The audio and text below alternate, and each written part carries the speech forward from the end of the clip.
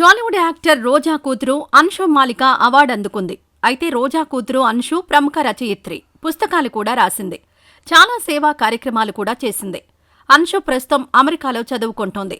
అక్కడ చదువుకుంటూనే సేవా కార్యక్రమాలు చేస్తోంది. అమెరికా బ్లూమింగ్టన్లోని ఇండియానా వర్సిటీలో రోజా కూతురు Anshu Malika bachelor of science in computers చదువుతోంది. తాజాగా అన్షు ప్రతిష్టాత్మకమైన మౌరీన్ బిగ్గర్స్ అవార్డు 2025-26 అందుకుంది. ఈక్విటీని ప్రోత్సహిస్తున్న అన్షు లాంటి వారికి ప్రతి ఏడాది అవార్డులిస్తారు.